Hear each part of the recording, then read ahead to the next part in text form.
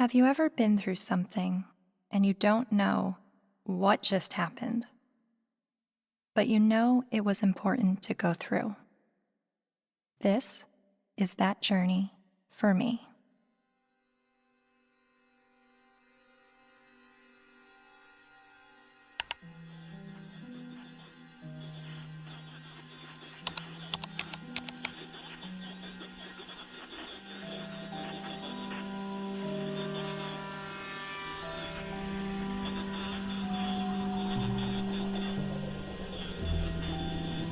Misogynist rantings would be at home in the far-reaching internet subculture widely described as the men's rights movement, a toxic distillation of the worst aspects of American sexism. It's a universe of message boards where men get together to express their hatred towards women. I thought men's have all the advantages in the world these days. That's utter nonsense. Men are routinely ground up in a family court system that is misandrist and biased against them. They are the majority of the homeless. They are the majority of suicides. They are the majority of the drug addicted. They are the majority of the unemployed. They are the majority of school dropouts. They are a majority of those in prison. How do we know that they're not the cause of these problems? There's a reason that women live longer, Mark. Let me tell you. It is because we are stronger and we are happier at the end of the day than most men. And that is factual, and you know it. And when men are married to women who scream like you, they just want to die sooner. When you have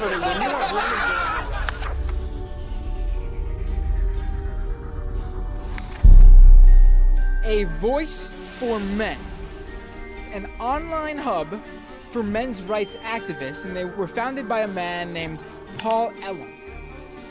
It's a website called A Voice for Men that's run by a man named Paul Elam, which is male spelled backwards, but it is his real name, apparently. It's a gathering of women haters. The Southern Poverty Law Center has classified that group and men's rights groups as hate groups. He wrote a piece declaring the month of October to be Bash a Violent Bitch Month. I mean, literally to grab them by the hair and smack their face against the wall, he wrote.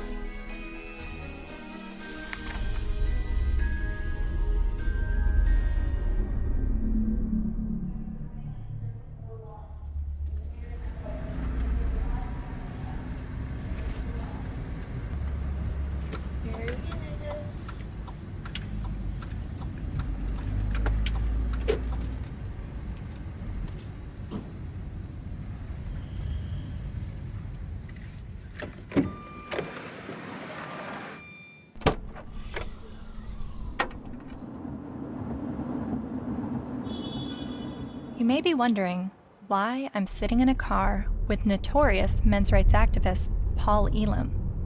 That's a valid question, and to answer it, I need to start at the beginning of how I became a feminist.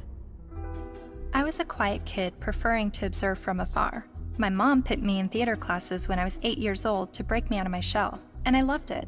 So much, to the point that I decided to move to Hollywood when I was 18 years old to become an actress. What I wasn't prepared for was to be pigeonholed as the blonde who always died. Billy?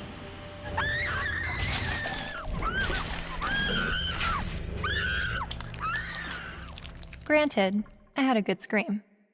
But the characters I played weren't alone in feeling objectified. I was commonly harassed on the streets, hit on by married producers, told by photographers to come back when I lost 15 pounds and got a boob job, and a plethora of other uncomfortable experiences, all while still being a teenager. I started to realize my role in the world seemed a little too similar to the unfortunate roles I was auditioning for, and it was not how I saw myself or the person that I wanted to be. So, I quit acting and bought a video camera to tell the stories I wanted to tell. And now, I've been making documentary films since 2008 when I was 21 years old. Most of my work has been about women's issues and sexuality. I've covered a range of topics from the phenomenon of purity balls to reproductive rights, single motherhood, and LGBT rights. After releasing my film in 2012 about marriage equality, I was at a loss of what topic to explore next. And that's when two horrific stories broke the news. two-star high school football players in Steubenville, Ohio, have been found guilty of raping a West Virginia teenager. The video shows the former Steubenville student callously joking about the incident. That's like rape. It is rape. Bro, they raped her. You know you do it? Bro. They raped her. This is the funniest thing. He raped her. Outrage across India as a 23-year-old woman, the victim of one of the most horrific rapes India has ever heard of. A 90-minute horror for a 23-year-old medicine student on this bus. Gang raped and beaten. Her friend assaulted and thrown out of the bus. Every day, every woman is facing violence on the streets. I started to research this rape culture.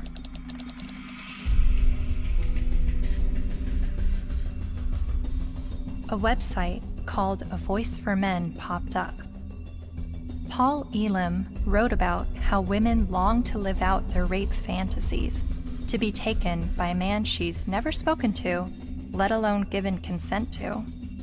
As I read, I was asking myself, is this the rape apologist that I've been hearing about? The victim blamer who perpetuates rape culture?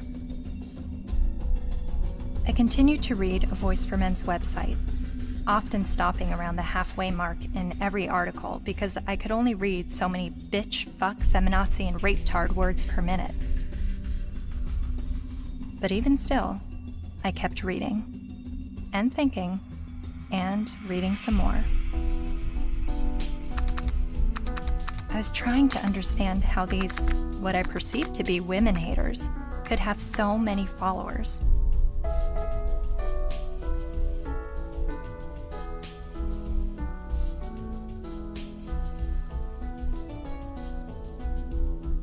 So, I decided to meet these MRAs. The ones leading the movement, and some of their followers too.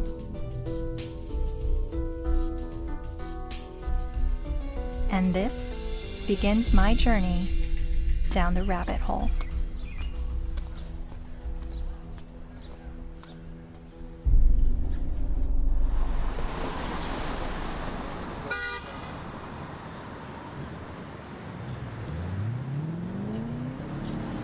This, ladies and gentlemen, is an historic moment.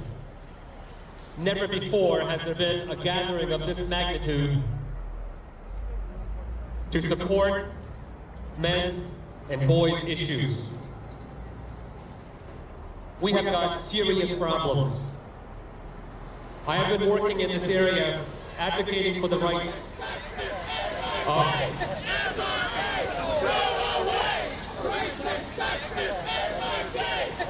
and here we go. What you'll hear is that we hate women. You'll hear that it's a backlash against women's rights. You'll hear that we're regressives that want women back in the kitchen and making sandwiches and barefoot and pregnant. You're just bitter, you're a loser, you're a whiner, you're ugly, you're undesirable, you're lazy, you're scary, you must be a racist, you must be a misogynist. When we do speak out, women often don't want to hear what we have to say. And so then we're called names, we're called whiners. And this is the way people who don't want men to talk about issues try to shut us up. We all know that you guys are a fascist, Nazi friend group of white supremacists. No other way to openly organize other than calling yourselves a men's rights group. We're somehow disempowered because we're white men. Maybe it's just because you're pathetic. We're here to fight how misogynistic assholes think they have the right to oppress women. White men are starting to feel misplaced because women are sharing space. It's disgusting, and scroll the fuck up, and don't confuse suffrage with oppression. Everyone suffers, it's universal. I am a man, and I need feminism. And it is crystal clear that the problems for men and boys are real. I would like to turn the microphone over to Paul Elam of A Voice for Men for some words.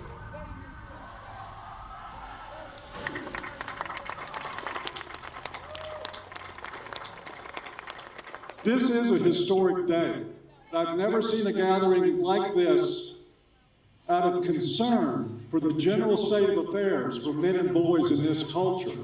And as Trying to articulate the entire platform of the men's rights movement is kind of like trying to understand a snowdrift one snowflake at a time. It's a very, very complicated matter. Just consider this, that 93% of workplace fatalities are men. 4 of 5 suicides are men. Men are dropping out of higher education at very alarming rates. We're down to 38% now of college students are men, and it's dropping rapidly. Male suicide, male abuse, male unemployment, male homelessness, male failure in education, male health issues. We've got the paternity fraud issue, the wrongful paternity issue, a false allegation issue. Men are sentenced to 63% more prison time for the same crime as women. They're less likely to see a doctor. They're less likely to have health insurance. The family court system truly is biased against men. I mean, there's just no question about it. It's really the pro-choice for women only movement because men, they're denying men any kind of choice once a child is conceived. Her body, her choice, right? Think about men. His body, his choice, not so much. Because the U.S. government does not want to send you to die. They would rather send me to die. Young men that are failing to launch, they're staying in their homes of origin far past the time that we would normally expect them to individuate and move out and go live their lives. We have video game addiction, we have pornography addiction, we have the abuse of young boys with drugs like Ritalin to manage their behavior. Almost all victims of autism spectrum disorders are boys. Boys are most likely to be homeless, most likely to get cancer, most likely to die young and of every major cause, most likely to be arrested, prosecuted, imprisoned, and even executed while being completely innocent. It doesn't matter what their race is, it doesn't matter what their ethnicity is, it doesn't matter what their religious or non-religious views are. It doesn't matter if they're gay or straight. Men and boys are in crisis and they need your help and they need your support because they are human beings too. And you will not shame me or anybody here into silence about it anymore. But if you start to talk about those issues and address them in terms of how they affect men and boys as a group, people get hostile about it. The idea is that men have all the rights, they've always had the power. But if that's true, why can't men talk about their problems? And that's what really got me interested in this to begin with. Shortly after I began filming men's rights activists, I realized my own views were being challenged. I kept a video diary throughout filming, and I've decided to share some of those diaries with you. I really do feel like learning about the men's movement and their specific issues, the issues that they have issue with, it's hard for me to completely understand them and just automatically feel welcome in that space of talking about these issues, because at least with feminism, whenever I heard about the issues that feminists were fighting against, I always felt like I had something to draw from and experience to be on board with that. And that's always been why I've been drawn to the feminist movement, is because a lot of what they spoke about I had personal experiences with, and with the men's movement I have very little personal experiences with the issues that they talk about.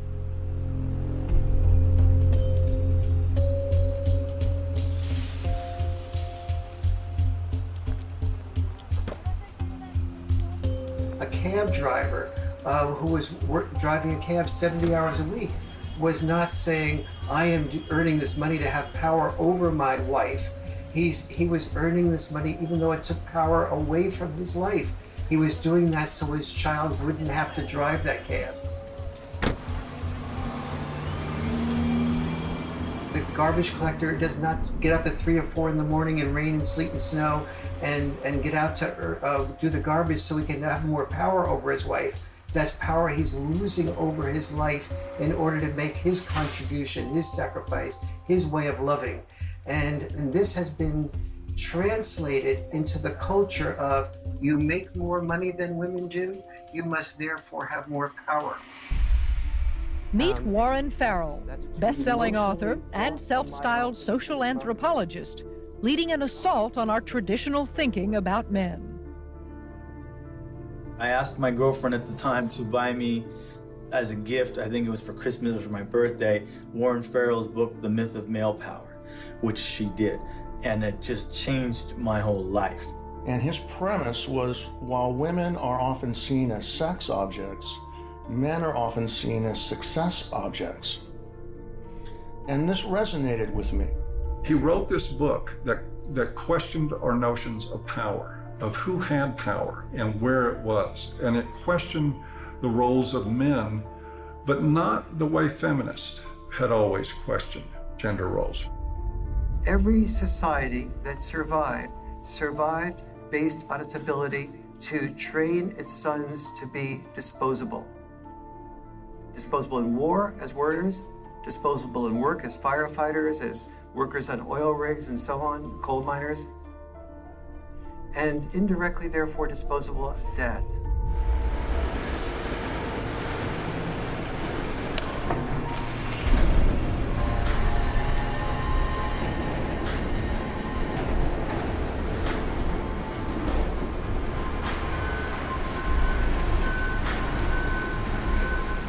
What happens in men's life when they're raised that they're worthless unless they're a provider, that they must work, even if they have to take on extremely dangerous work, they must get this done or they're useless as men? That is very, very powerful stuff. See, feminism did see accurately that we value male work more than we value female work.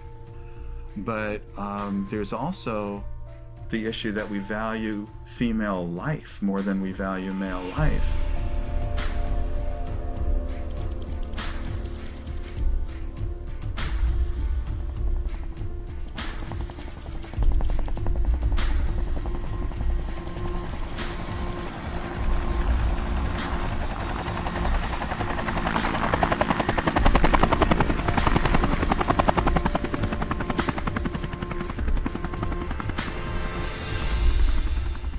Even when that plane went down in New York City a few years ago, and that, the pilot was a hero for the way he landed it and saved everybody. Word arrived over the citywide fire frequency that a commercial jetliner was in the water with 155 people on board. Then, over the next few minutes, the doors opened, life vests were inflated, and women and children first, everyone got off that plane. They saved all the women first. That's still, when I went on a cruise, there's still women into the lifeboats first, because not because you're a man, so you should be able to swim halfway across the ocean, but because you're a man, you're expendable. We have to look at not just the glass ceilings, but also the glass cellars. And Paul, I think as you were saying, we have to look at men just not only as human doings, but also as human beings. When you survive because somebody else is willing to die, like in war, then that you are immune to the pain of the people who are dying because you have an investment in their being willing to die. You say, I will build a statue, I will remember you in a history book. But if you look at that from another perspective, that building of the statue or remembering you in a history book is a bribe to be willing to die so that I can live.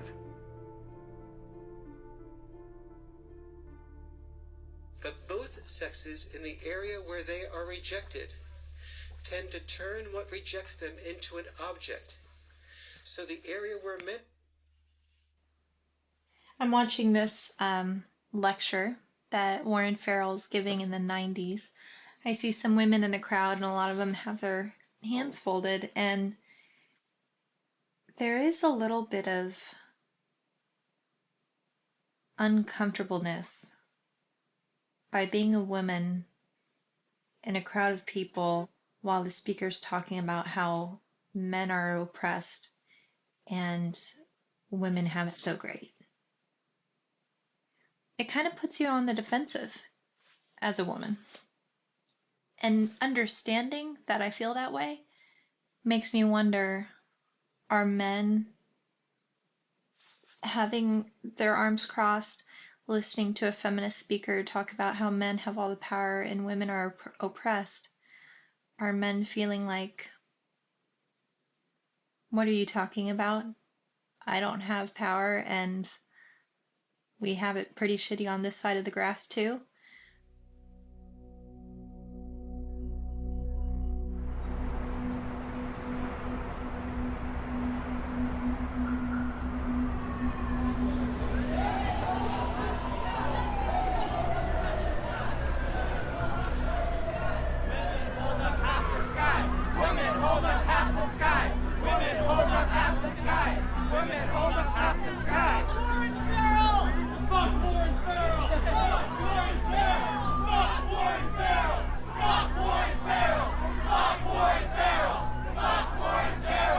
In 2012, Dr. Warren Farrell was speaking on behalf of men's issues at the University of Toronto in Canada.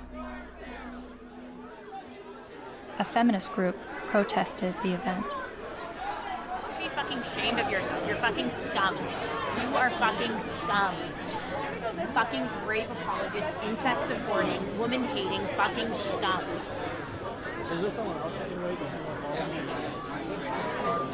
Fucking scum. Yeah, just another. I just want to listen to someone else's opinion. I'm not even on a side here. I just listen to as many people as I can. You know what though? Why would you pay money to fucking support a fucking rape apologist if you weren't fucking one? I never heard him say anything about. Well, it's fucking scum.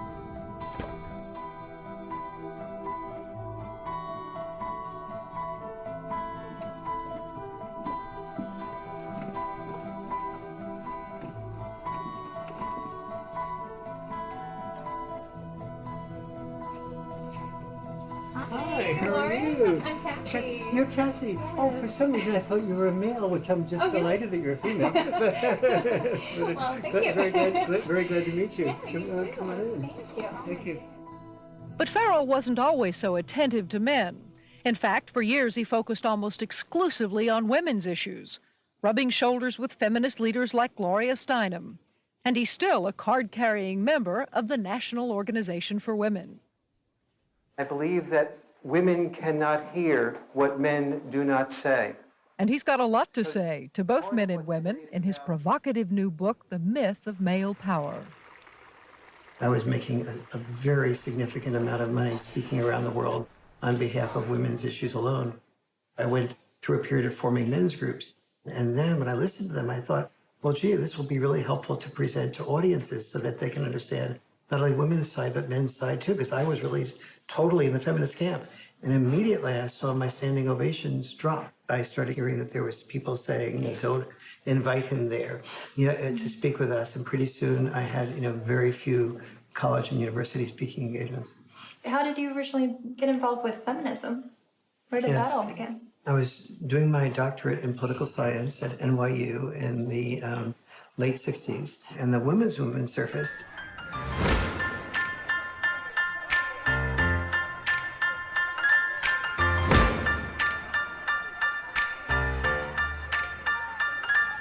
And I started to say, this is the most exciting thing I've ever heard, because I'd heard of civil rights, gay rights, But suddenly, women were saying, I don't want to be confined to just being a homemaker or a secretary.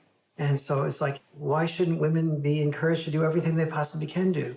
And at that point in time, I saw a lot of women marrying men that they weren't completely in love with, but the man earned a fair amount. And so I thought, that's just a form of prostitution extended over a lifetime. How depressed that must make a woman. And it's not going to be good for a man either. He never knows whether he's loved for who he is or loved for what he has. And he's afraid to give up producing because he's afraid to lose love. And so women who were successful to me appeared to be women who would free men from having to be all, wrapped up in just being the only breadwinner and supporting 1, 2, 3, 4, 5 people, which, it's one thing to support yourself. When you're supporting 5 people, you don't have the freedom to question your boss because you're supporting 5 people. The first issue of feminism was to say, just because I'm a woman, maybe I don't want to spend my life raising children. Don't force me into that role against my will. So they looked at men and said, well, you're not forced to raise children. You don't have any issue. But for men, the traditional sex role was not raising children. For us, the traditional sex role was to be a provider, a protector, and to initiate relationships. Each of us has traditional sex roles. Don't force us to carry out those traditional sex roles. We have the same rules set up for men that they've always lived by, that you need to protect and provide at any cost. But we've changed everything where it concerns women. They now have access to everything men have always had access to education, to work, to whatever they want to do. But they're not the ones driving the semis. And they're not the ones in the coal mines. You don't hear the National Organization for Women complaining that there is just not enough female ditch diggers. It is still men carrying the lion's share for what it takes to operate and maintain this society. And it is still the expectation that if somebody's going to go down with the ship, it's going to be men.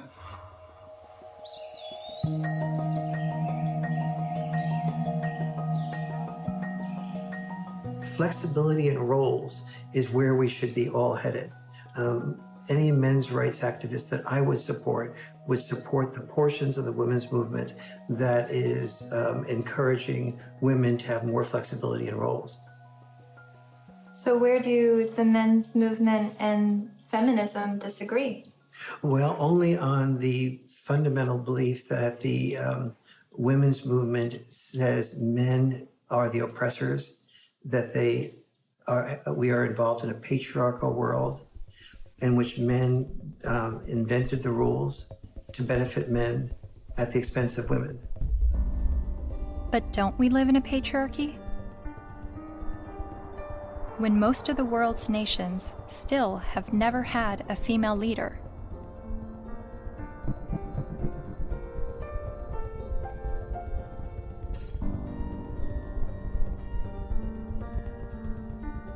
And less than 5% of CEOs of Fortune 500 companies are women.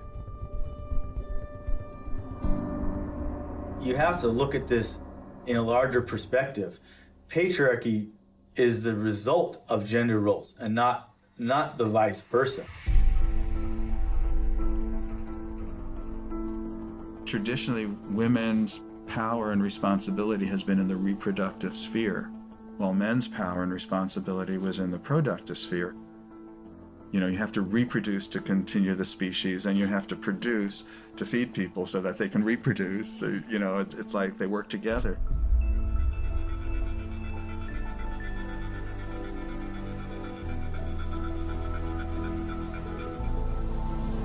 And most cultures divvied up roles because women were responsible for childbirth and were more likely to breastfeed.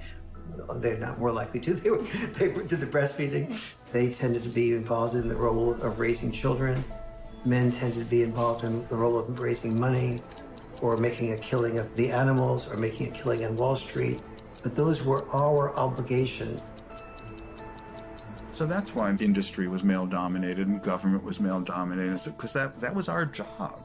And so what we call patriarchy is men giving into the expected roles that they're supposed to give into, and many of those roles are very harmful. Working exceptionally long hours, difficult hours, dangerous jobs, getting killed on the job.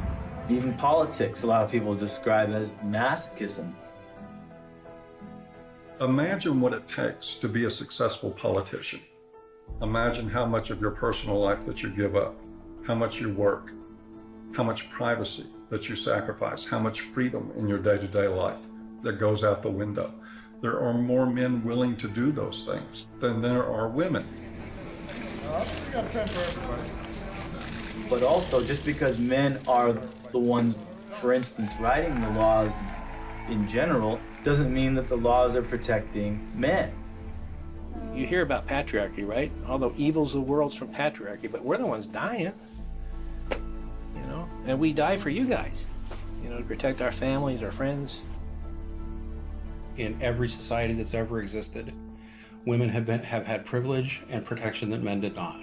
For example, we never hear about how men were excluded from the Forced Labor Convention of 1930 for years. The Forced Labor Convention was an international treaty that banned slavery and forced servitude, but it made an exception for able-bodied males ages 18 to 45.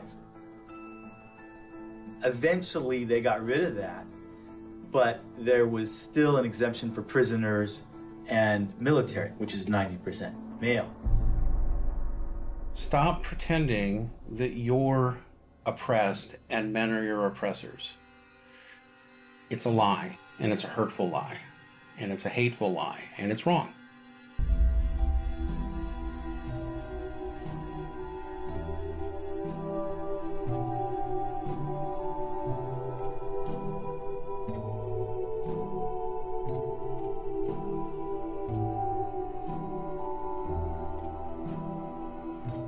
You talk a lot about the red pill in A Voice for Men. What is the red pill? Oh, it's sort of a cultural slogan. It comes from the movie The Matrix, where the character Neo is given the choice between a red pill and a blue pill. You take the red pill, you stay in Wonderland, and I show you how deep the rabbit hole goes. And if he swallows the red pill, the scales will be peeled back from his eyes. He will see everything that he hasn't been able to see. And if he takes the blue pill, he'll just go back to sleep and live in his sort of unaware, semi-comatose state forever and probably be a lot happier. It's a pretty apt analogy. So what is the blue pill in this world? Well, the blue pill is the paradigm that most people live by, that men have all the power, that they've always had all the power, that domestic violence is a problem that's committed by men against women only, that sexual assaults are only committed by men against women, that women don't make the same money for the same work as men. Teach men not to rape. Only men can stop rape. Men commit domestic violence. We need to stop violence against women instead of just stopping violence. That is feminist training. The MRAs say that we live in a blue pill world where women are victims, men are perpetrators, and it's all a lie. And that we're brainwashed to believe this, and that it's not true, and that men are slaves in this world, and women are... I don't think women are necessarily the puppet masters, but I think they're saying that women have the easy way out, and men are, they're given medals and statues and written in the history books to justify them dying and being slaves to work or being used to progress societies.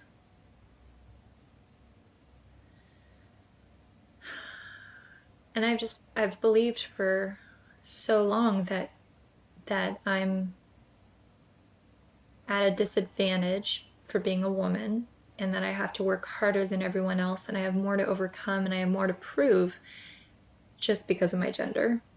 But the MRAs are saying that this is all a lie, and that guys are actually the ones that are disadvantaged and discriminated against. And actually, the more I learn from him, the more I think thank God I wasn't born a guy. Because I don't think that the expectations on men is good or healthy. I mean, they have so much pressure to succeed and to be strong and to stand up and protect others and to put their lives on the line. I don't think I would want that responsibility. But, 50 years ago, no, I wouldn't have wanted to be a woman. But now, I mean, maybe just it's right now that the tides are changing and women have the better deal. Well, no, I don't know.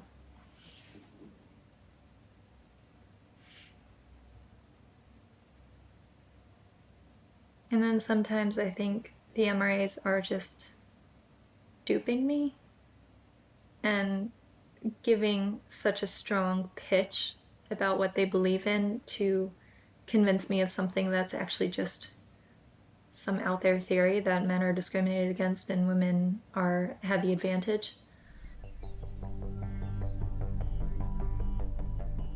Yes, this is Cassie J. It's regarding a documentary about the men's rights movement, and we're looking for feminist voices now to speak in the documentary.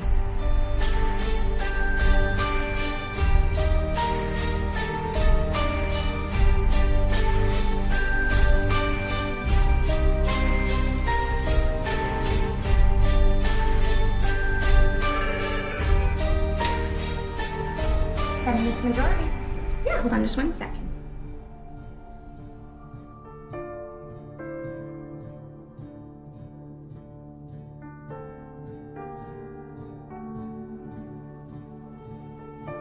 So I realized, okay, I need to bring some feminists into the mix, make Good. sure that we have that side Good. spoken for. I was researching rape culture, and so that's how I stumbled across a website called voiceformen.com. So some of the people that we've already interviewed on the MRA side is Paul Elam with A Voice for Men. Yeah. Are you familiar with him? Oh, I'm familiar with them. I've never met them. Yeah. Obviously, they've spent a significant amount of time and energy denouncing me, so I figured I might as well have a look at what they say. Yeah, really, the men's rights movement is part of the backlash. The backlash? To feminism. The men's rights movement really got going as women began to make gains, and some men have felt threatened by the opportunities that have been opened up to women. And I don't know if it's because some of them feel threatened that they now have to compete with a lot more people for their jobs. They now can't get into the best schools if a woman or a girl has better grades. Think about it. Grandfather's generation probably had it pretty well, right? All of his needs, his shirts were ironed, all of that was always taken care of. Well, grow up.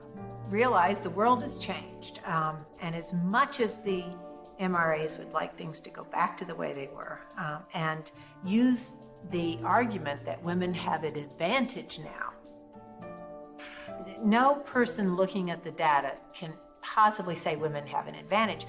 We're just beginning to get a level playing field here. It's not tilted in our favor, I can tell you that. And they know it.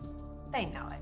But it's the constant distortion of the data. It's the spinning of a situation to make it look like women are somehow getting ahead, getting an advantage they don't deserve. It's part of the backlash. Political organizing comes from a feeling of victimization, which is why the men's rights movement makes that claim that men are the victims of discrimination. But it doesn't have much traction because, you look around and it's hard to see it. We don't have movements called, straight liberation. The question I would pose rhetorically is the men's rights movement really the gender version of the white nationalist movement? Because there are plenty of white people who say that they are the victims of reverse discrimination. So of course it's not going to have very much traction. You can't really organize the people who are superordinate.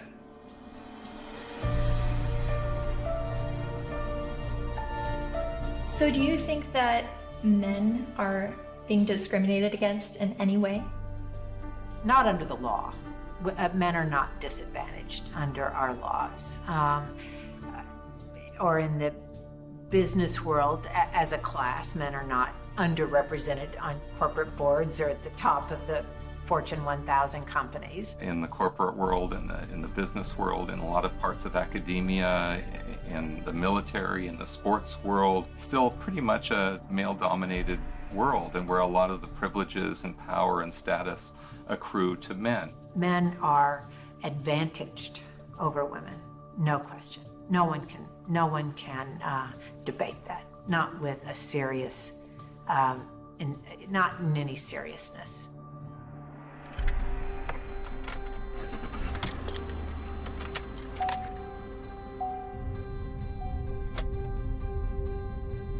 I was a math major as an undergraduate, and one of the fundamental things about geometry is the distance from point A to point B equals the distance from point B to point A. And if women are so different from men that men can't understand the female experience, we need to listen to women to describe it, then the male experience is so different from the female experience that you can't understand it. You need to listen to us.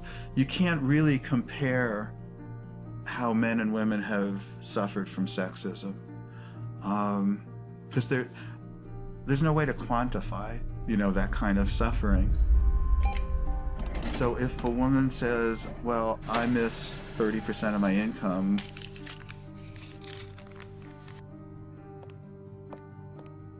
more than you miss 6 years of life, there's no way to quantify that. Or I've lost a job opportunity because I'm a woman. There's no way to say, well, I've suffered more than you because you've lost a kid because you're a man. We can't, but it's serious. It is serious. And at least if you're denied a job because you're a woman, at least you can go to another company and apply for a job, But you can't, when you lose your kid, like you can't say, well, okay, I'll get custody of that kid, I'll try for that one. It's a terrible thing that happens.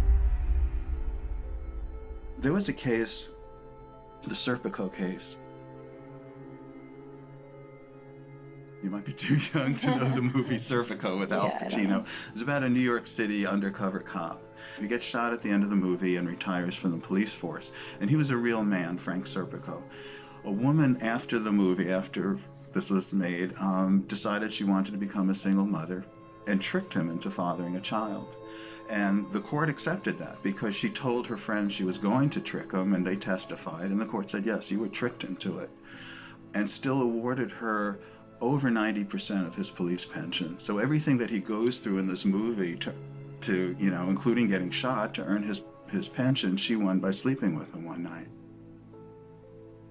My son's mom wanted to have children with me, and I had always refused, saying, you have this anger problem, you need to get counseling. I'm not going to consider having children with you until that's dealt with, because she would lose her temper almost every day and just use any weapon she could, and like a child's the perfect weapon. So I was really definite about that. But she also used to proofread my articles for me. And I wrote an article for Playboy about Serpico. And when she read that, she told her friend she's going to trick me into fathering the child. She doesn't need my permission. And so that's how my son was conceived. Then she said, if you want to see your son, you have to stay in a relationship with me. But if you break up with me, I know all the things that a woman can do to a man. She's read all my articles. She saw my talk shows. She said, I know all the things a woman can do to a man, and I'll do them to you. So that's what I had to deal with. Like everything that I had been raising awareness about for the previous 17 years, then she combined into one thing for me to live through. It's really ironic. For the first 5 to 7 years, I guess, we would see each other 4 times a day for exchanges. On average, every single day, I had to deal with some scene. A scene meaning she would just not show up, or she would hold the kid out and then pull him back and hold him out and pull him and just kind of play with me, or she'd let me have the kid and then she'd stand in front of the car so I couldn't move. You stay in Mommy Town tomorrow. You stay in Mommy Town for a couple of days, 2 days, and then you come back to Daddyville. Another time I saw her hold him by the shoulders and say, Daddy is a bad man. Daddy is a very bad man. And so he had to go through this long custody battle, and the decisions that they would make, you would just go, wow, there couldn't be any explanation. You know, either they're absolute idiots or it's biased. There's just no other explanation for it. One other thing, his mom is obese and wanted him to be obese for various reasons. One thing is so he would identify more with her side of the family than mine, because we're all fan. Another was so that he would enjoy being with her more, because when he was at my house, he had to get activity, you know, and eat well-balanced meals and get his sleep and stuff. And at her house, they would bake brownies and stay up late and just watch TV. And so where would you, if you're a little kid, you know, where would you enjoy being more? But he self-reported to the mediator how upset he was about being obese, that the worst thing in school was when kids called him fatty, and how he cried. And his physician said that he's really concerned medically. And then when I did, he was at an age where he would imitate things that I would do. You know, I gave him a broken shaver, so when I shaved, he would pretend to shave. And what I did was I started weighing myself every morning and writing down my weight, the date and the weight. And I taught him how to read a scale. So he kept his own records. So I had 6 months worth of statistics to show consistently that every time he was with his mom for a few days, he'd come back weighing 3 or 4 pounds more, and then he'd lose it while he was with me. So they had, you know, that how much he was upset about the problem. They had his physician being upset about the problem, and they had the proof of where the problem lay. So the judge's decision was that father should no longer be allowed to weigh the child. Problem solved. After 14 years, my body gave out.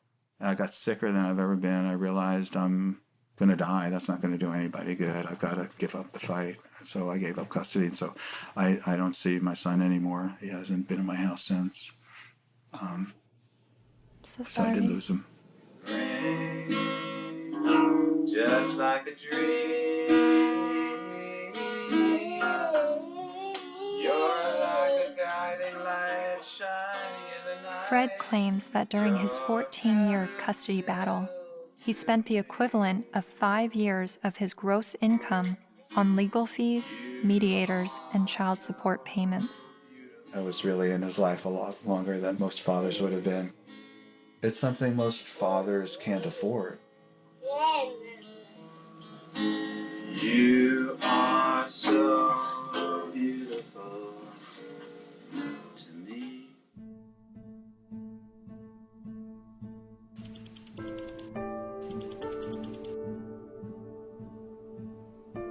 We generally know that fathers don't get as good a deal in family court, and we don't really complain about it until it happens to us. And even then, a lot of men don't. Many men's rights activists come into being men's rights activists as a result of getting a divorce, wanting to be equally involved with the children, and realizing that women have the right to children and men have to fight for children. When your family courts run on the supposition that mothers are more fit to be custodial parents and that fathers are more fit to provide a check every month and to become what we like to call Uncle Daddy, where they visit their children. To me, that's one of the greatest obscenities in the world, the idea of visiting your own children, where you get to see them for 2 hours on Wednesday night, and you get to have them for X amount of hours every other weekend, and you have no say in how they're brought up.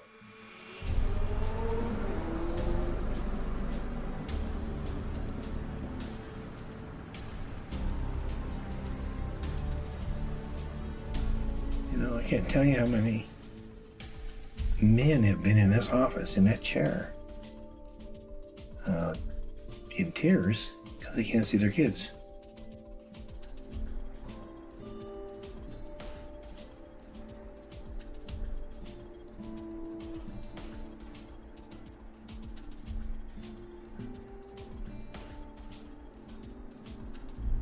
some of this stuff ends up in horrific consequences.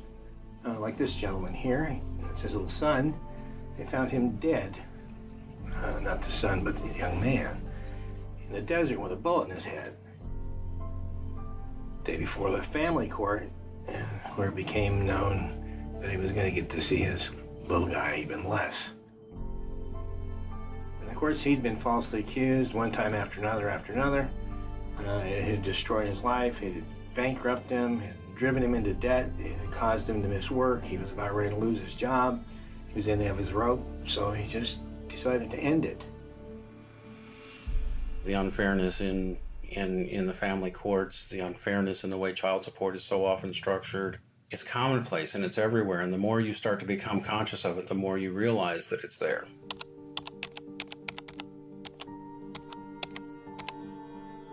I started to research some fathers' rights issues and came across some harrowing stories. Like this man in South Carolina who found out his only daughter was adopted away by the mother without his knowledge or consent. His daughter was with an adoptive family in California, so he began his fight to get his daughter back. Adoption is for children without families, not children with a willing and capable family. And this man in Colorado who lost his daughter when the mother left the state to give birth in Utah where he wouldn't have legal rights to his child. He fought for 4 years in court and finally won visitation rights. Only visitation. I can't explain the emotion, the happiness, just this hard fight, what this means to me. And then there's this heartbreaking story.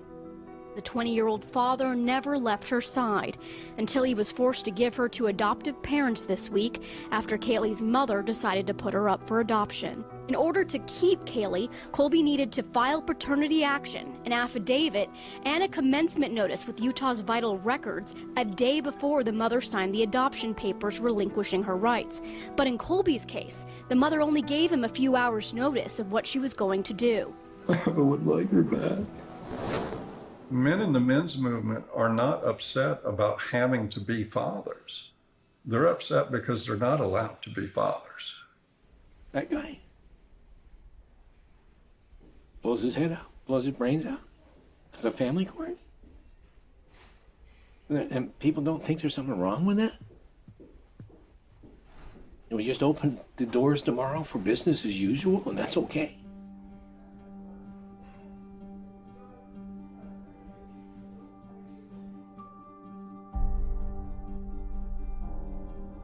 I've always thought of feminism as being the fight for gender equality. And yet, I've never heard about fathers' rights and the injustices going on in family court. Why is this? I decided to ask gender studies professor Michael Mesner. Well, I'll just say I don't think it's, I don't think that a lot of their assumptions are correct to start with. There's no doubt that there have been some men who get just screwed by court decisions and custody cases. But I think when you look at the broader patterns, it's still the case that in intact heterosexual families with kids, women are still doing the vast majority of the housework and childcare, and there's a lot of sort of father absence, lack of participation by fathers, some of whom I think then after divorce happens end up suddenly wanting equality, as fathers when they haven't really been participating equally as fathers before. So to me, it always kind of swings back to the feminist perspective of how we need to push for full equality across the board, including before divorces. If we have that, then we might expect more symmetry after divorces happening. The more I researched fathers' rights, the more I realized how deep this rabbit hole goes. Not only in the amount of issues, but also in the vast array of perspectives on these issues. I decided to create a flowchart of what I thought fathers' options might be following a surprise pregnancy. I then put a green line for the paths that I thought would be good turnouts for the father, and I put red lines for the paths that seemed to not be good for the father. Then I created a flowchart for women's options, and did the same with green and red lines. And as I stepped back, I saw all the red lines for the women's options if she does not want the child. But something dawned on me. Of every path the biological father could go down, he's at the mercy of the woman's sole discretion. Although women have very difficult choices to make, she at least has the choice. But for biological fathers, they have no say over their parental destiny.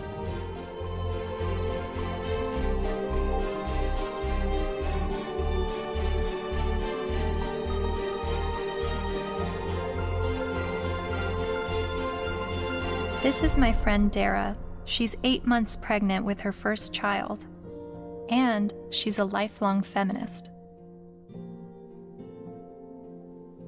It seems from MRIs, from what I've read, that women seem to have more reproductive rights than men do. I don't know what to say, like, we carry children, they're never gonna carry children, it's just a different thing. So I guess, as much as possible, take the steps to prevent yourself being in that situation. It's just, I don't know what to say. There's no, there's nothing like a woman, you know, women have been blamed for, and still are, for, you know, unwanted pregnancies, choosing to have an abortion, not choosing to have an abortion, choosing to put their child up for adoption, when, you know, the burden lies on a single mother. If the man leaves, there's real, you know, societally, she's lambasted. So there's a lot of things that women deal with in that regard that men don't actually deal with. So I can have compassion for their situation, but I don't know that it's going to change in the way they want it to, because it's biology, you know? So if you're going to be having sex that could result in pregnancy, and you haven't had this conversation with the woman that you're having sex with, you better have it. Better have it fast. That's when the man has the ability to make decisions, either not to engage in sex or to use condoms and to use other forms of contraception. So that's where his role comes in. Once he's impregnated her, she's the one now faced with continuing a pregnancy, faced with the health risks that accompany pregnancy. So his rights have to be exercised early. But once she's pregnant, all decisions must be hers, because ultimately she is the most impacted. There's just no question. And she ultimately has the responsibility for that child.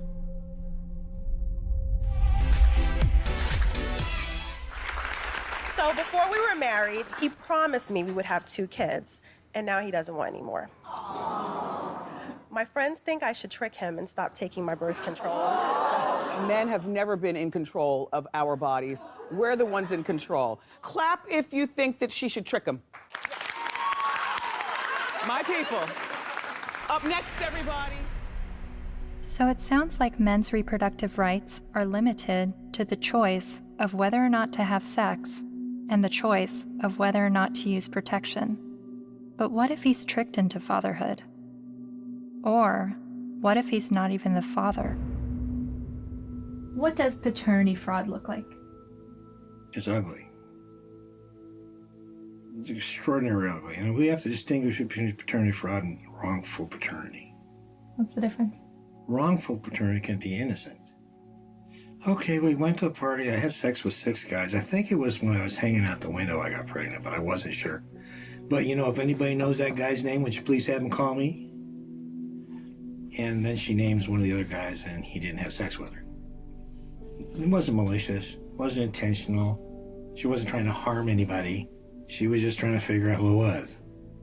Wrongful paternity. More often, and less facetiously, okay, I'm married, I had an affair.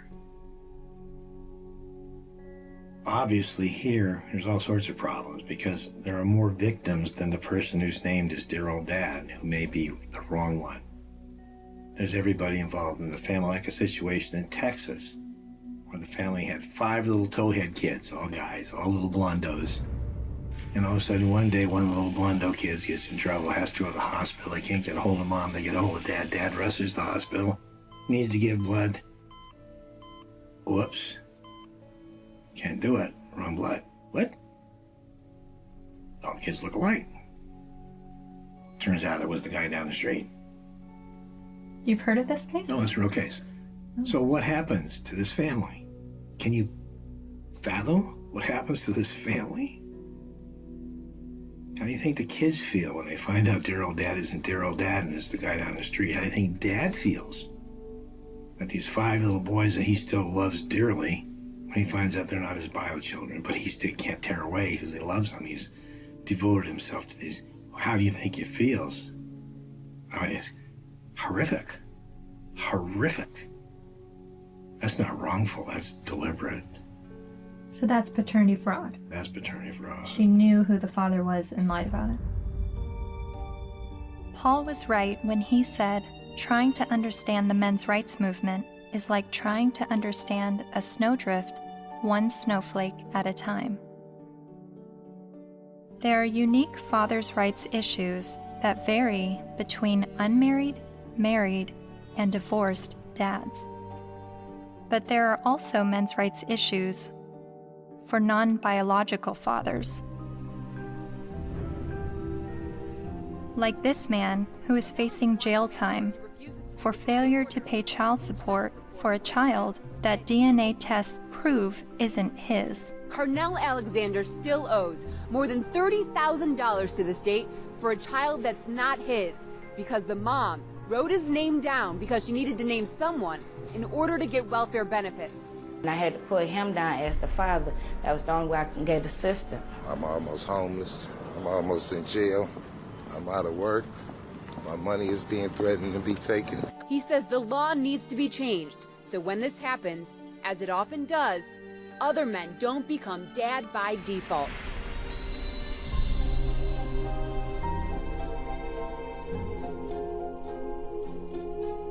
A lot of times people wonder about MRIs, why are you guys so angry? And my answer to that is, why aren't you? How can anybody look at this and not be angered by it? And the only answer to that I've ever been able to come up with is that people aren't angry because they don't see men as human beings.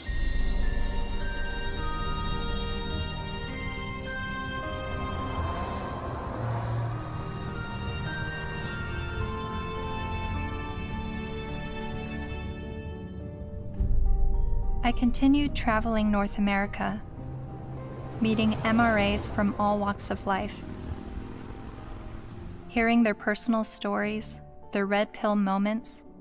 I met a young man who was sexually abused when he was 16 years old while living at a residential home for people with developmental disabilities. She's the only woman I've done anything ever with, partly because it just messed me up so much.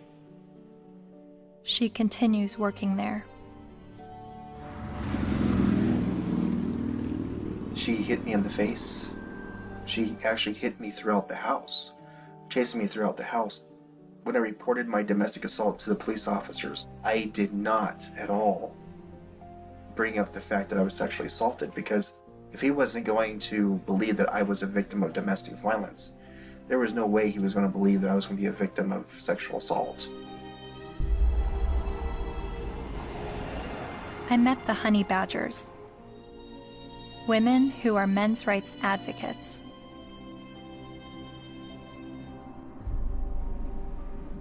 And then there was a 15-year-old boy, there was a 35-year-old woman, and then later on she came out of jail and she was able to collect child support from this boy that she raped.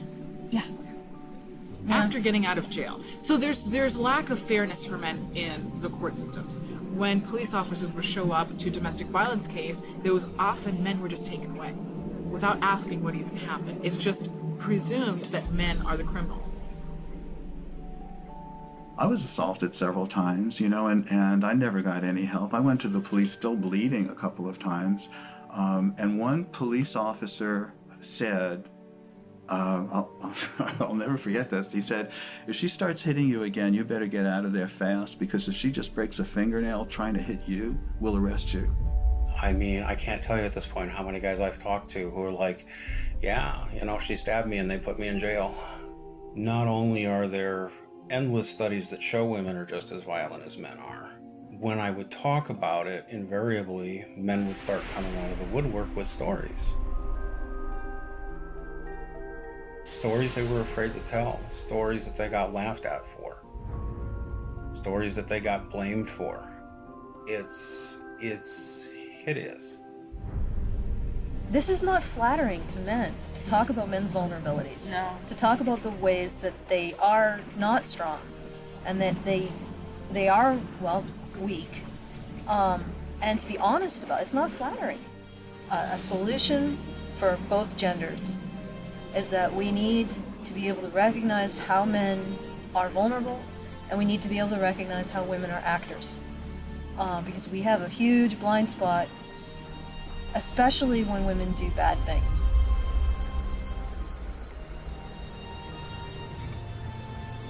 My best friend that I grew up with since kindergarten was being physically abused by his wife, who he'd been married to for 20 years. She'll break glass and throw it at him, punch him. I've seen it just happen spontaneously, and it was frequent. And he's bigger than her, but he didn't want to hit her. And he didn't want the children, they had 3 minor children, he didn't want them seeing this at all. So he would usually just go outside, because there would be glass breaking or things being smashed or yelling, and he knew that the neighbors might think it's him. So he would go outside so the neighbors can see what's happening. Eventually I said, look, you need professional help, and so does she, and maybe the kids do too. So I called a bunch of domestic violence shelters. I just looked around online and I called, but every place that I called said, we don't help men. We don't help male men at all.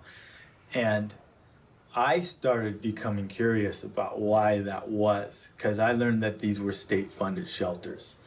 And I know that men pay at least half of the taxes that fund these shelters if they're state-funded, and I just was wondering why. So basically, there was no place to take him, and it just continued. The problem just kept going.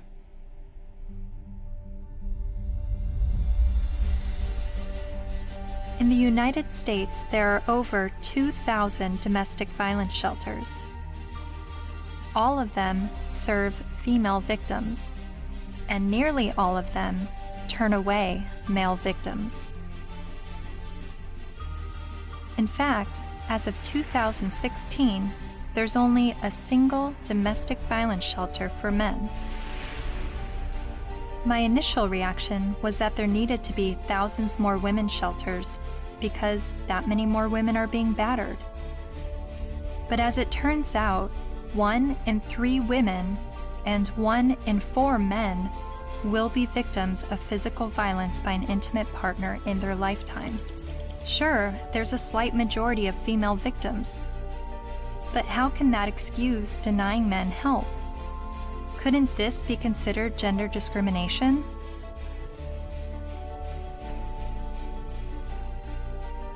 Think of it this way. Roughly 78% of all suicides are men. If suicide prevention services only served men, wouldn't we see the gender discrimination immediately? If there are over 2,000 women's shelters that turn away men, and only 1 shelter for men, obviously the resources don't match the need. How are you involved in the men's rights movement? Well, from the very beginning, when I first opened the Refuge, which was in 1971 in Chiswick in London, almost as soon as I took the women in, I got a house for men. A Voice for Men's editor-at-large, Erin Pizzey, founded the first ever women's shelter in 1971, and she is widely revered in the men's rights community. Because you see, what I knew from the beginning, most domestic violence is consensual. Both are involved. Sometimes one's the perpetrator, the other plays the victim, then it crosses over. It's not as though it's just all men or all women. It's both, and occasionally innocent victims, very innocent. Battered children grow up to batter, that's what I learnt, whether it be a man or a woman. And I now know that if a woman comes in with a history of violence in her own childhood, the chances are she will be probably violent to her children, and she will want to live on this knife edge of crisis and danger. I haven't been allowed to speak, that's the difficulty. Why is that? Because I'm completely barred from all conferences. I'm not allowed to walk up the step of my own refuge. I bought the bloody building. But no, there's feminists, the woman who runs it is a very heavy feminist. She won't have anything to do with me. What did you say that made them hate you? That women could be equally as violent as men. That was from the beginning.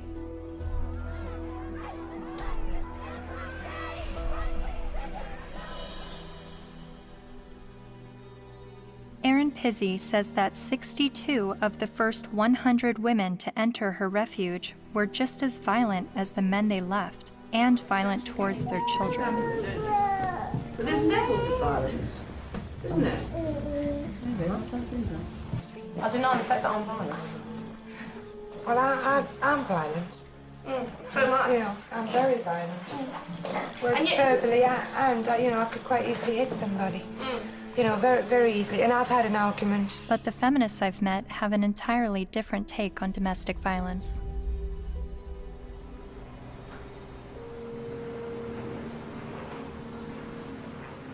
On the whole issue of domestic violence, that's just another word, really. It's a cleanup word about wife beating, because that's really what it is, or dating violence. And it's not girls that are beating up on boys, it's boys that are beating up on girls and using violence to intimidate and to control. And we have very few what's called domestic violence shelters, which are places that women can leave their home with their children and get a new start, get out of the violence. But there are not nearly enough of them. We need more funding and more resources, because it is a tremendous disadvantage for women and girls.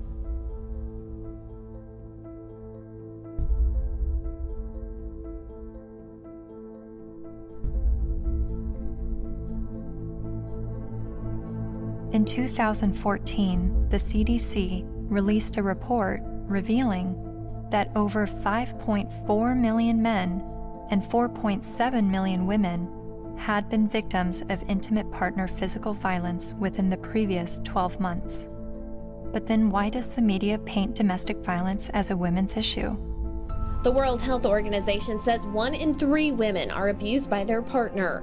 1 in 3 American women experiences domestic violence or stalking at some point in her life. And when it was addressed as a men's issue, the speaker's point was that it's a men's issue because men are the problem. I'm going to share with you a paradigm-shifting perspective on the issues of gender violence. I don't see these as women's issues that some good men help out with. In fact, I'm going to argue that these are men's issues. Why is domestic violence still a big problem in the United States and all over the world? What's going on? Why do so many men abuse physically, emotionally, and verbally and other ways the women and girls and the men and boys that they claim to love? What's going on with men? Let's grant every single empirical case as being true. Yes, it is true. Let's just say, I mean, it is not true, but let's just assume that there is gender symmetry in domestic violence, that women hit men as much as men hit women.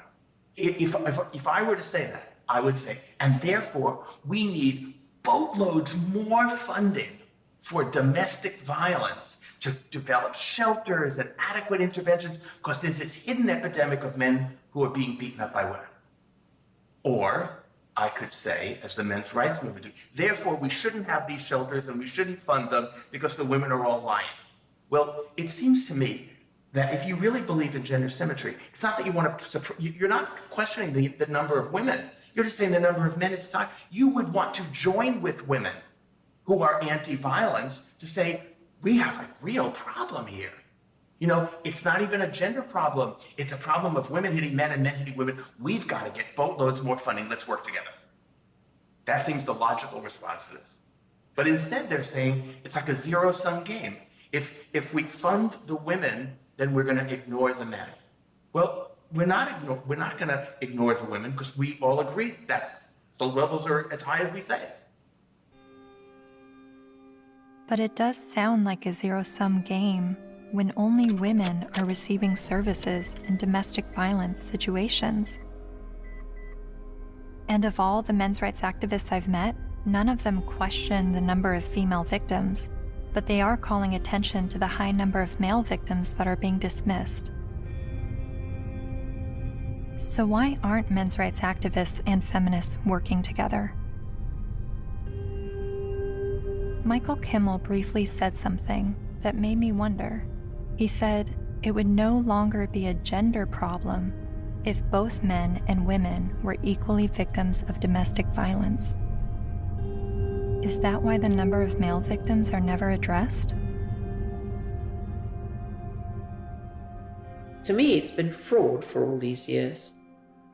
Why is it we have this enormously powerful feminist movement and virtually nothing for men? Originally, it was capitalism was the big enemy in the 60s and 70s. And it was the radical feminists in America. They moved the goalposts. They said, no, it's no longer capitalism is the enemy. The enemy is patriarchy. All men.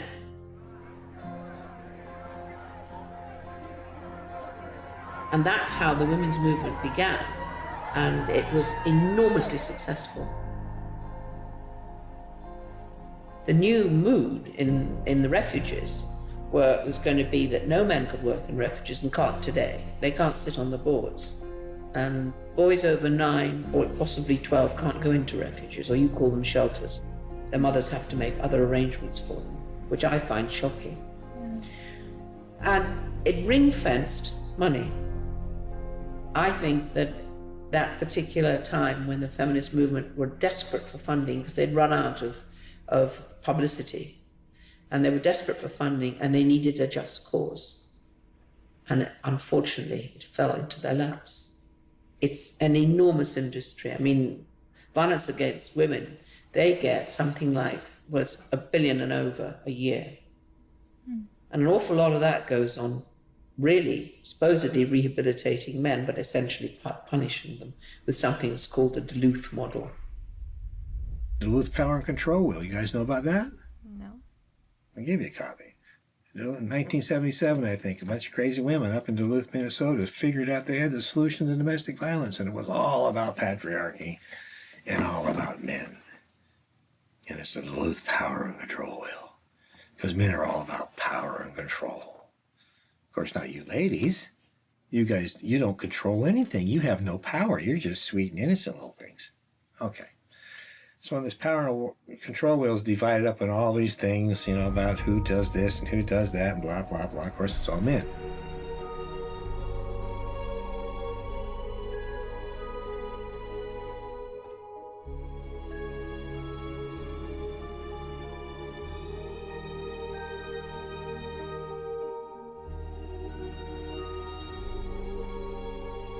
The entire domestic violence industry was founded on that. I think it's still 37 or 32 states in the United States that by law they have to use the Duluth model for battery intervention programs, and it's all shame, blame, and guilt-driven. If you're a man and you walk in, you must admit you did it up front or you're in denial. There's no debate, there's no discussion, there's no possibility that you could be falsely accused. The criminal justice system could have made a mistake. None whatsoever. You are in a state of denial, and you will complete that course or you're going to go to jail. You will be re-engineered. That's frightening. Frightening? Yes, that's frightening. I think it's terrifying. Absolutely terrifying. All I had to do, I had a simple choice. I could just say, yes, you're right. Men are the enemy. No problem. But I couldn't. I absolutely couldn't.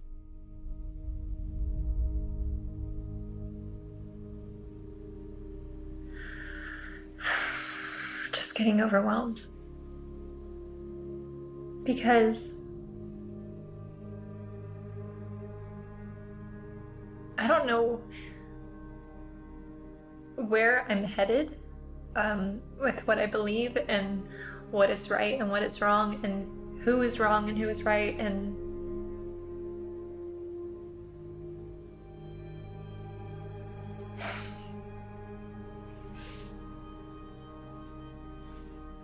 the truth is somewhere in the middle, and that's why I'm feeling frustrated, because I don't know where the truth is, and I don't know.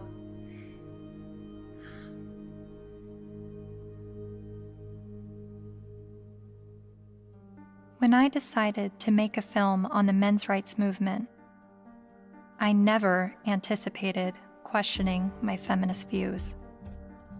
But the more MRAs I met, the more I felt compelled to remind myself why I was a feminist. I signed up for a women's group. Welcome to our Women on Your Power workshop. Only 4% of the Fortune 500 companies are led by women. Women only hold about 14% of corporate executive positions and less than 20% of our governmental positions. I made video diaries complaining about how I had to change what I wore to walk alone at night, how much time it took me to get ready for work, all the housekeeping that was on my shoulders. In comparison to other gender issues, these videos seem trivial, but I made them nonetheless. I attended women's rights rallies. No to violence. That's what we are here for, to say no more to violence in any form, especially against women and girls. I repeated women's issues in my head like a broken record. Female genital mutilation, sex trafficking, reproductive rights, maternity leave. And social media helped remind me of women's issues. We have fought for everybody else's equal rights. It's our time to have wage equality once and for all, and equal rights for women in the United States of America. We are struggling for a uniting word, but the good news is that we have a uniting movement. It is called He for She.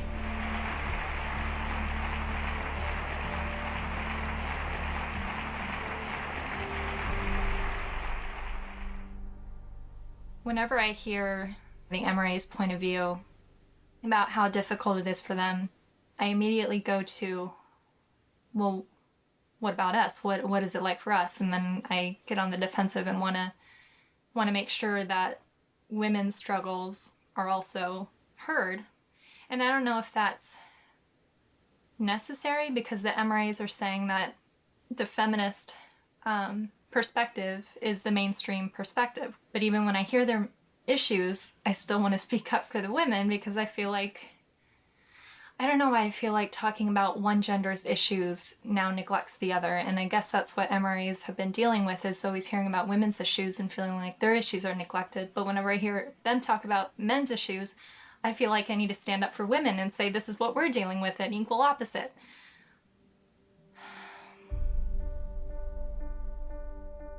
I met with men's rights activist Karen Strawn late one night in a noisy bar. She became well known for her YouTube videos talking about male disposability and other men's rights issues. And she's a honey badger. Part of what I do and what I research and what I think about is the reason psychologically why feminism seems to be such a comfortable, warm blanket emotionally for so many people, men and women alike. And it's so comfortable that it will make them not see things that are right in front of their face. Look at Boko Haram. Hundreds of young girls, fast asleep in their beds, are awakened by the sound of gunfire. Armed attackers have stormed their boarding school and set fire to dozens of buildings. Nearly 300 of them are dragged from their dorm, loaded onto trucks, and carried away deep into the forest. From New York to London rallied yesterday demanding that the terrorist group Boko Haram bring back our girls. It just gets to the core of you, This unconscionable act was committed by a terrorist group determined to keep these girls from getting an education. And what happened in Nigeria was not an isolated incident. It is a story we see every day as girls around the world risk their lives to pursue their ambitions. I mean, you must have heard about that, right? That's being spun as a fundamentalist Islamic group that is so determined to be misogynistic and oppress girls that they want to deny girls an education. But they are not against girls being educated. They're against anybody getting a Western, secular, or Christian education. The initial attacks, and there were several of them, there were over 100 men killed and 1 woman killed. And the victims were described as people, right, or villagers. And in the previous attacks on the schools, they actually let the girls go. They separated out the boys and girls, and they let the girls go, and they told them, go home, get married, renounce your sins, and live a righteous life under Allah, right? And then they burned the boys alive. There was literally no outrage, right? It was barely reported on. It was one of those things, there was no opinion pieces on it, no nothing, right? Until the girls were kidnapped. And look at it this way, because we played right into their hands, because they want attention, right? And they weren't getting any attention from the Western media when they were just slaughtering boys, right? They want attention. And what do? They kidnap girls and sell them into marriage or slavery, right? And everybody, the UN, Michelle Obama, Barack Obama, the UK government, the Canadian Federal Minister of Defense, right? They're all promising aid and help and equipment and personnel to help find these girls and bring them back, because this is such an outrage and oh my goodness, something needs to be done. Well, maybe if, like last year, maybe if we did something then, all of these girls would be safe in their dorms right now, right? But we didn't. And the reason why they kidnapped those girls is because we didn't do anything. We didn't pay attention, and they want attention, right? And they know that attacking girls or women is going to get them attention. What are we going to do? Start a campaign, bring back our boys. Oh wait, they're dead, never mind, right? The men, the people in Boko Haram, they're chivalrous. If those girls were boys, they wouldn't be getting education. They'd be dead. They wouldn't be sold into slavery with the hope of escape. They'd be dead. Boko Haram has been fighting for Islamic rule in Nigeria since 2002. Its members have killed hundreds of people.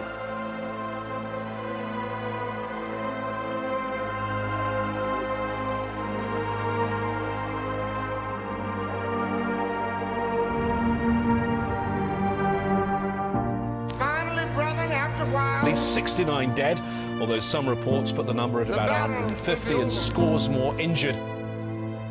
For that day when we shall lay down our burden and study war no more. Finally, brethren, after a while, the battle will be over. For that day when we shall lay down our burden and study war no more. Finally, brethren, after a while,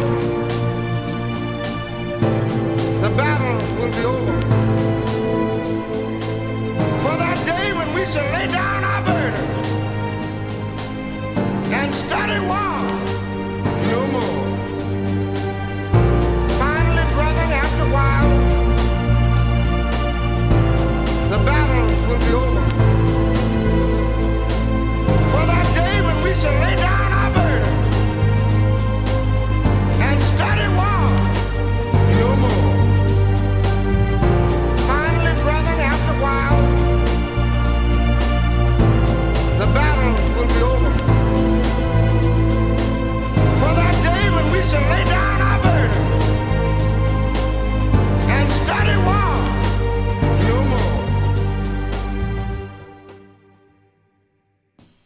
most important things the men's movement is doing is being able to say, men need compassion, and men deserve compassion.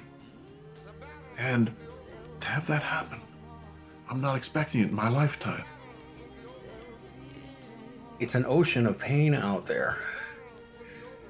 This stuff we're talking about has been going on for so long.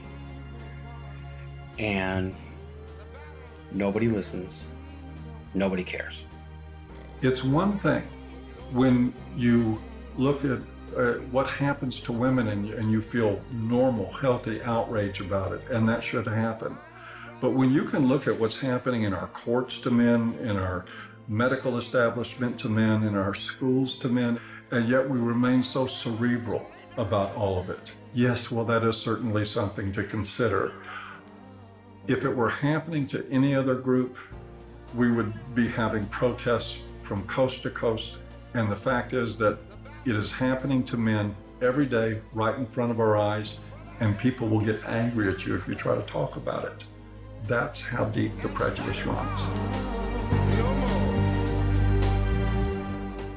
But there have been protests, not with the intention of shining light on men's issues, but rather with the goal of silencing any discussion of men's issues. Like at Ottawa University, when Professor Janice Fiamengo attempted to give a lecture that questioned the feminist narrative.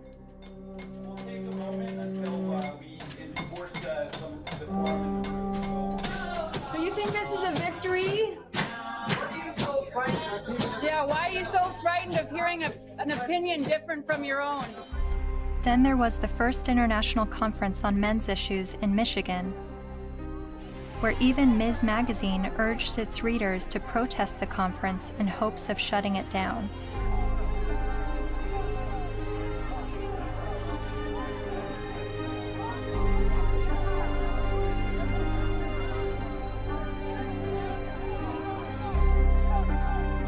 But perhaps the most well-known protest of a pro-men's rights event happened in April 2013 at the University of Toronto, when the Canadian Association for Equality hosted a discussion titled From Misogyny and Misandry to Intersexual Dialogue.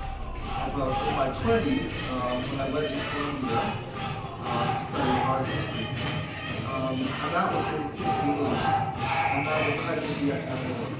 And so suddenly I was confronted with the direct possibility of being drafted for combat. And I discussed that with a number of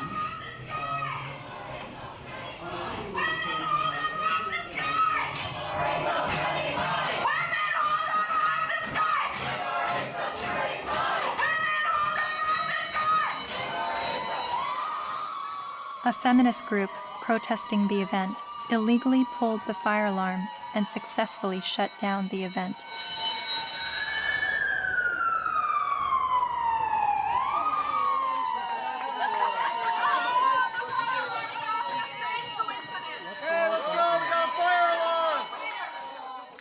Once outside the lecture hall, feminist protesters and men's rights activists got to speak face to face. So, number one, shut the fuck up for a second. Feminists do not want you to lose custody of your children. The assumption that women are naturally better caregivers is part of patriarchy. Feminists do not like commercials in which bumbling dads mess up the laundry and competent wives have to bustle in and fix it. The assumption that women... This is a list of the things that we're working towards. Now, if you would shut the fuck up for the 50th billionth time, These are things we agree on, actually. These are things that we're agreeing on. And these are things that you've actually all got skewed fucking views on. You think that feminists are trying to take away your fucking rights, but as a matter of fact, what we're trying to do is we're actually trying to work on the same things that you're working on, but except the fact that you're just too busy hating women. You can't fucking see that we're trying to work on those same situations. Are you conflating feminism, which is an ideology, with women, which is a demographic of societies? Okay, Mr. Derailing for Dummies. Okay. You're still a hate An group. ideology. Yes. I also hate a lot of other isms. So you admit, though, racism, sexism. Oh, bullshit, bullshit, bullshit. You hate sexism, but you're an MRA. Okay, no, point taken. We win. You obviously have Sorry. read our literature. Okay.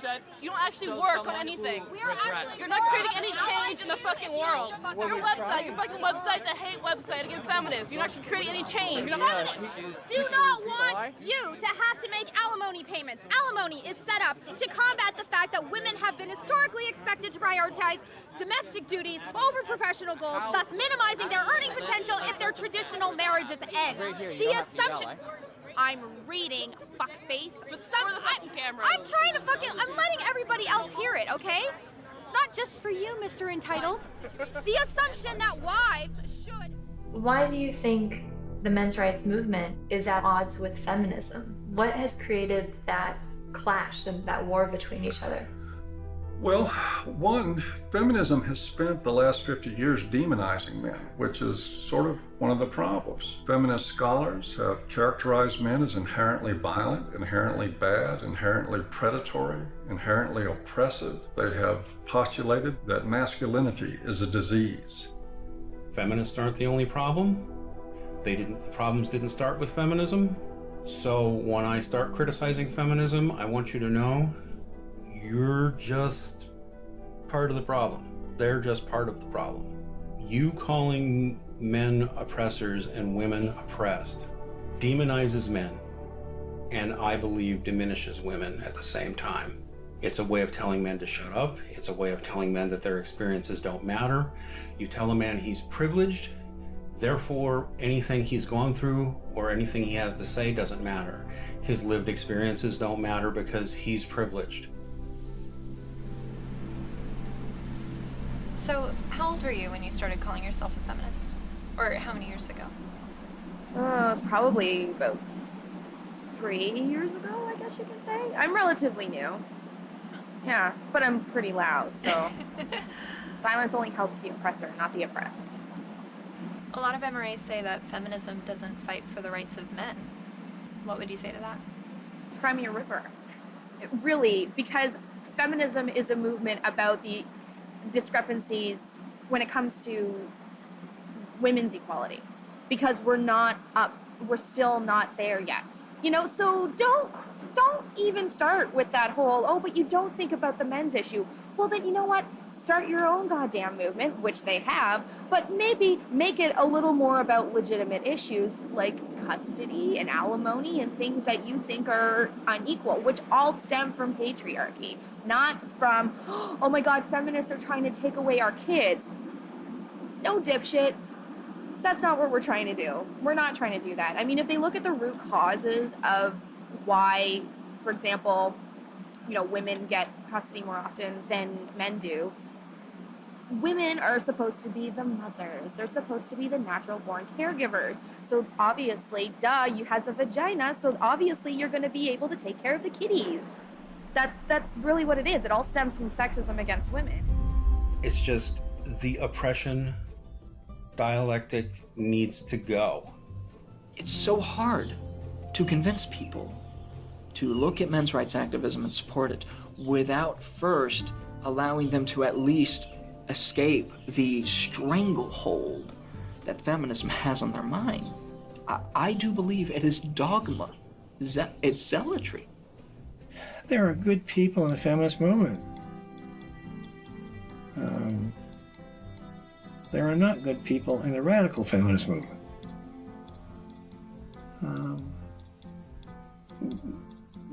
That system is based on hate. And hate is, in my opinion, hate's the most destructive force in the world. They're so quick to call us man-haters or misandrists. Misandry for life. No, like they're so quick to say that when all we're doing is talking about like patriarchal societies and structures that we want to dismantle. Nothing against men in particular, but just saying, hey, this is a system that we live in, and this puts men above women, and it's not necessarily their fault, but hey, recognize what's happening here, and let's work together to dismantle it. The omnipotent, ever-present patriarchy, the invisible force that directs all of our lives, right? And causes all oppression and all suffering, right? Our devil. And the beautiful, wonderful force for justice, feminism, the way. It's the way. It sounds like religion. It sounds like religion. And oh my goodness, for a movement that's only about equality and isn't blaming of men. They name the force for evil after men and the force for justice after women. And this being a movement is very, very, very concerned about the implications of language. So concerned that if you call a firefighter a fireman, it will discourage little girls from aspiring to be firefighters. And sometimes discourage grown women from aspiring to be firefighters, right? By calling them firemen. But we can call the force for all oppression, we can call that essentially men, patriarchy, right? And we can call the force for good and justice women. And that kind of language, that has no implications. We're not blaming men. We just named everything bad after them. They're really angry, and they're angry at women, they're angry at feminist women, but yes, men have gotten a crappy deal. But it's not the fault of women or gay people. When feminism says that they have no part in any of this, I think they're not being honest about it. I don't blame feminism for all of it, but I think they've had a role in it. They've written laws that discriminate against men. They fought to protect those laws, particularly in domestic violence areas. And for many, many years, second wave feminism would go through the statutes and change everything that was gender specific to something gender neutral, unless it was something that benefited women, like the domestic violence laws. They didn't change those. Other types of areas like fathers in prison, there's statutes that specifically give mothers certain benefits that fathers in prison don't have. And I challenged that as well legally, but we didn't win on that one. When I wanted to get a commission on men, like the county has a commission on women, the feminists fought that tooth and nail. When Prop 209 was before the California voters, which was to end affirmative action, every feminist organization opposed it. Every time men's rights groups try to pass joint custody legislation, feminist groups fight them. They fought us on paternity fraud. The biggest opposition that I have faced has been from the radical feminists that said, we don't want truth to be the standard, because if we did, they wouldn't oppose automatic DNA testing at birth. And in countries like France, they're saying, well, DNA should mean do not ask. Because it's now illegal to even get a test, and if you get a test without the mother's permission, you will be criminally prosecuted. In Sweden, they tried to create a man tax. In India, the men's rights movement is trying to get the rape laws to include male victims, and the feminist groups apparently are fighting that. I'm not saying all feminists are this way, but I think the ones who are affecting public policy, who have the lobbying power, I think they are. If you just look at their actions, they don't want equality for women. They want special privileges for women and girls. And even though they know in a lot of areas men do not have equality, they are silent. The commandant of the Marine Corps said that he thinks, and I quote, all eligible and qualified men and women should register for the draft, talking about selective service. Do you think women should also have to register for selective service like men? I have to think about whether I think it's necessary to go as far as our military officers are recommending. The idea of having everybody register concerns me a little bit unless we have a better idea of where that's going to come out. Where I want people to register, I want every young person to register at the age of 18 to be able to vote automatically. And I think if...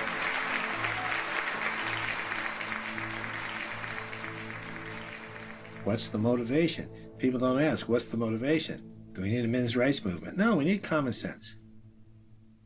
You know, but if there's going to be this women's movement, and this is the movement that's going to do all these things, then maybe we need a counterbalance, something called the men's men's rights movement or a men's movement. But I hate to see either one of them. I think it's a shame. I think it's destructive.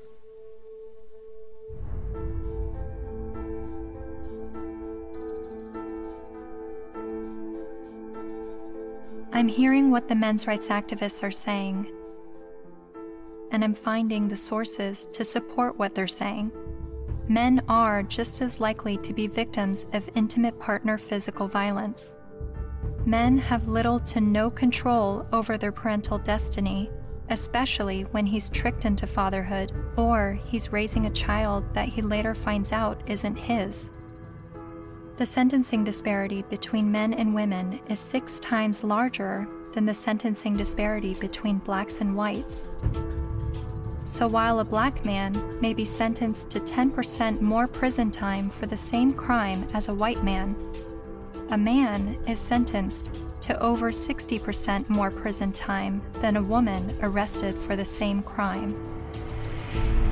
Boys are falling behind in education. They are enrolling at lower rates and earning less college degrees. And while not all MRAs agree on the issue of infant male circumcision, most MRAs do believe it is a human rights violation. I spent months learning about infant male circumcision, but it only took me watching a 5-minute medical training video to convince me this is a barbaric practice that needs to stop. Okay, so first thing, make sure he's well restrained. Before okay? And we repeat the process with just one end and clamp. Anything that gets clamped gets cut. All that was left, a partial penis and his tiny testicles. Rhodes says Ashton urinates through a hole in his penis. She says she can't imagine now what she'll say to her son when he's old enough to understand what's happened to him. How could you explain it to your child that you don't have a penis or you might never be able to have kids?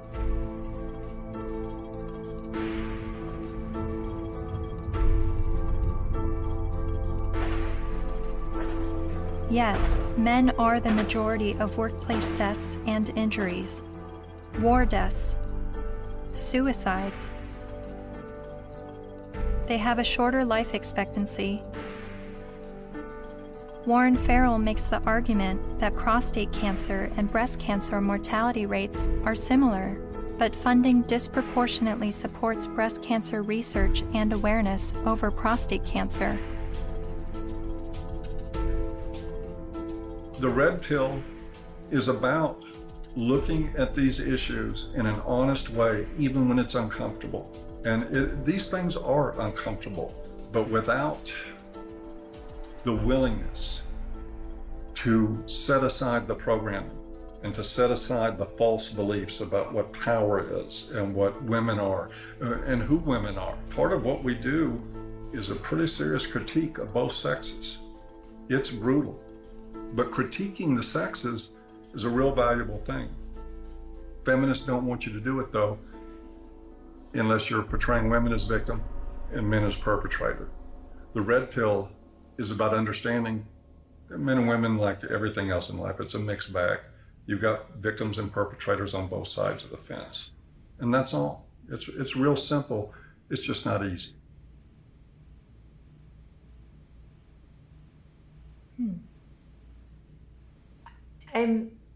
I think I agree with everything you said, but there's still some kind of unsettling doubt, and I don't know where that's coming from. I'm recognizing all of these very serious men's rights issues. But what I don't understand is how I could be agreeing with men's rights activists. Is this the same misogynist hate group I originally discovered online? The Southern Poverty Law Center has classified that group and men's rights groups as hate groups. I looked into what I was hearing from feminists and the mass media about the men's rights movement. I've read a lot and I've heard a lot that the men's rights movement has been labeled a hate group by the Southern Poverty Law Center. Is that correct? That's not quite true. No, they got it wrong. No, this was somehow written up on some kind of anti-men's rights websites as us having listed them as hate groups and so on. That we didn't do.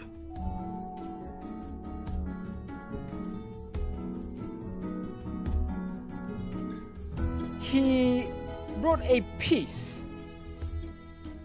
declaring the month of October to be Bash a Violent Bitch Month. Jesus.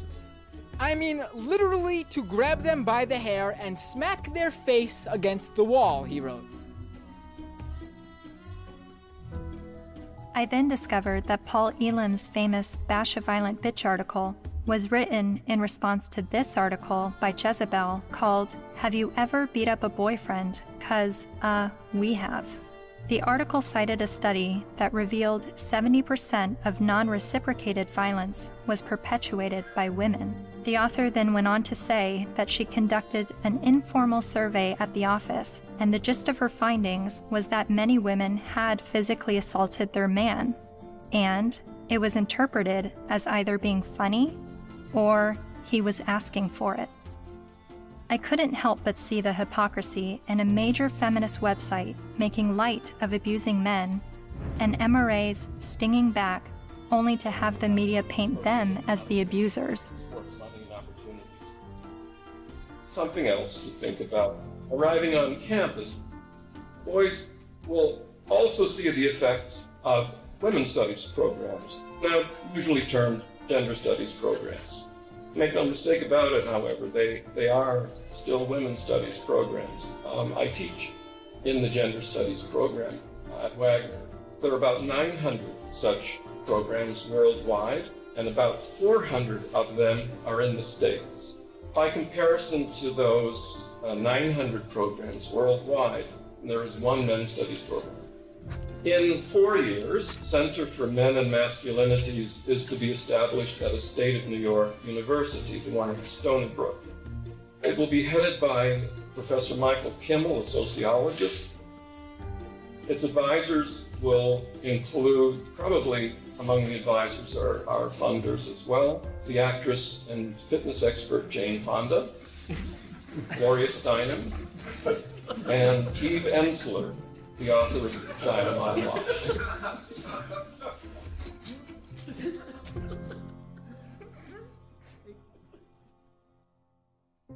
After my year of filming men's rights activists and feminists, my descent into the rabbit hole was not slowing down. My education on gender politics was really just beginning. I learned about other sectors of the online manosphere, like MGTOW, Men Going Their Own Way, and a forum on Reddit called The Red Pill, which is separate from the men's rights community and they do not see eye to eye.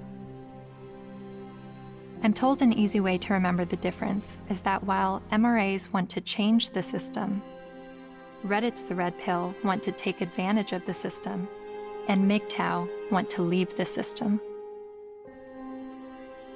There are so many perspectives on gender, and I believe they are all worthy of listening to. However, the conversation is being silenced.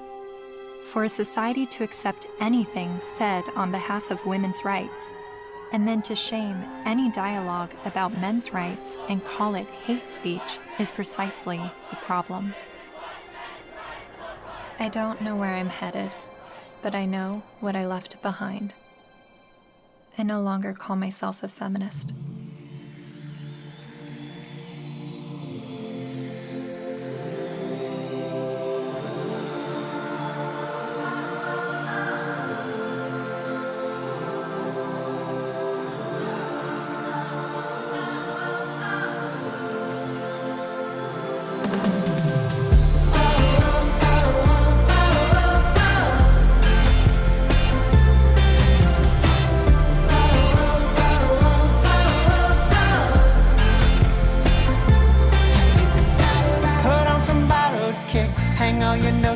Up. It's never what it is. Wisdom is asking what. There is another side, down where the rabbit lives. My world will blow your mind. Just have a look at it. Think about it. Think about it. Think about it. Think about it.